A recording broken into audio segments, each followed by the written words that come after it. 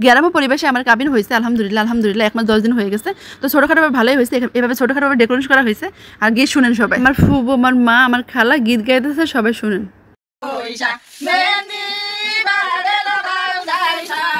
আসসালামু আলাইকুম, সবাই কেমন আছেন? আশা করি যে যেখানে আছেন ভালো আছেন, সুস্থ আছেন।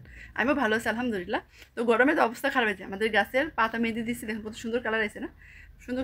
এখানে হয়েছে যে ওই মেহেদি দেওয়া হয়েছে আর কি। যাই হোক, তো আমার ভাগ্নি সবসময় মেহেদি দিতে পছন্দ করে, সবসময় দেখবো না হাতে মেহেদি থাকে, আর অনেক সুন্দর করে দিতে পারে, তো সবসময় দেয়। ছোটো মানুষ, তাই আর কিছু বলা হয় না, সবসময় মেহেদি আনা থাকে। তো আমার হাতে কালকে দিয়ে দিচ্ছে, সুন্দর ডিজাইন পারে, ছোটো হিসাবে ভালো পারে আলহামদুলিল্লাহ।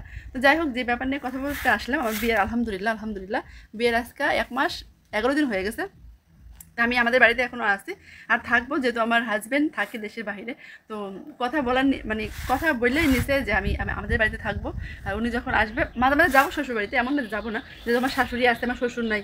তো আমার সবাই আলাদা হয়ে গেছে, যেমন আমার ভাসুর বা ননাস সবার বিয়ে হয়ে গেছে, আর 2টা ভাসুর আছে, ওনারা বিয়ে করে যার যার মতন আলাদা হয়ে গেছে। আমার শাশুড়ি আমার হাজব্যান্ডের সাথে থাকে, মানে ও দেশের বাড়ি থাকে, আর খাওয়া দাওয়া সব টাকা পয়সা আমার হাজব্যান্ডই দেয়। তো আমার বাসুর ওনারা দেয় না, যাই হোক অন্যরকম, মানে সব সেপারেট থাকে।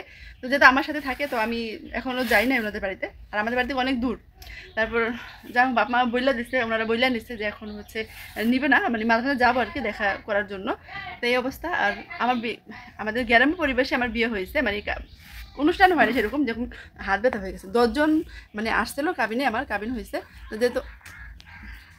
যেহেতু গ্রাম্য পরিবেশে আমার বিয়ে হয়েছে, কীভাবে তেল দিছে, মেহেদি লাগাইছে, ওইটা শেয়ার করবো, চলেন দেখতে থাকেন। সম্পূর্ণ ভিডিও দেখবেন, কি স্কিপ করবেন না, আশা করি ভালো লাগবে। আবার গীত গাইছে, কেমনি করে কি হয়েছে না হয়েছে তাই শেয়ার করব, আশা করি আপনাদের ভালো লাগবে, দেখতে থাকেন সম্পূর্ণ ভিডিও। চলেন, টাটা।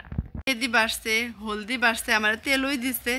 তো আশা করি ভিডিওটা ভালোই লাগবে, অনেক মানে কেমনে গ্রাম্য ভাষায় মানে গীত গায় না, ওরকম হয়েছে। আশা করি ভালোই লাগবে গ্রাম্য পরিবেশ। আর যদি ভালো লেগে থাকে আমার চ্যানেলটাকে অবশ্যই লাইক, কমেন্ট, শেয়ার, সাবস্ক্রাইব করে রাখবেন, আমার পাশেই থাকবেন। আশা করি আপনাদের ভালো লাগবে। চলেন, টাটা। আমার তেল দেওয়ার দিন আইসা পড়ছে, বিয়ের দিন সকালবেলা সবাই হলুদ বাড়তেছে। আমার ফুবু, আমার খালা, আমার মা, আমার বড় আপু, মেজো আপু সবাই এখানে ছিল। 5 জন নাকি লাগে হলুদ বাড়তে। আর গ্রাম্য ভাষায় মানে গ্রামের দিন সময় বিয়ে হইতেছে। আপনারা কখনো গীত শুনছেন? শুনেন। আমার মা, আমার ফুবু, আমার খালা, ফুবু 3 জনে, আমার মাও সাথে আছে, গীত গাইতেছে, শুনতে থাকে।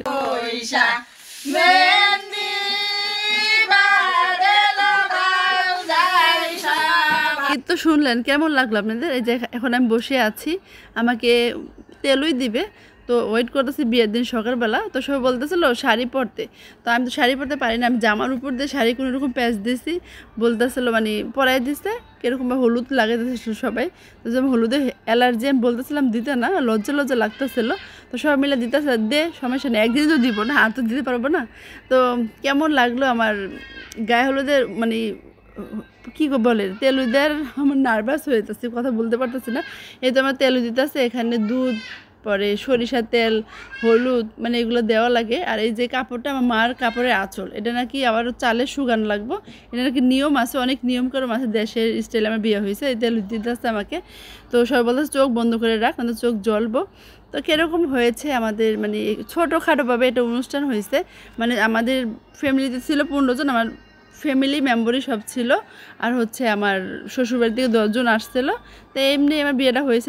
আমার হাজব্যান্ড থাকে দেশের বাইরে, উনি অনেকটা মিস করছে। তো ওনাকে চিনতাম না, জানতাম না, আজকে উনি আমার আপনজন হয়ে উঠছে। আমার ফ্যামিলির দিকে বিয়ে হয়েছে, এমন না আমি প্রেম করে বিয়ে করছি। তো ভিডিওটা কেমন হয়েছে কমেন্টে জানাবেন। সবাই ভালো থাকেন, সুস্থ থাকেন, আল্লাহ হাফেজ।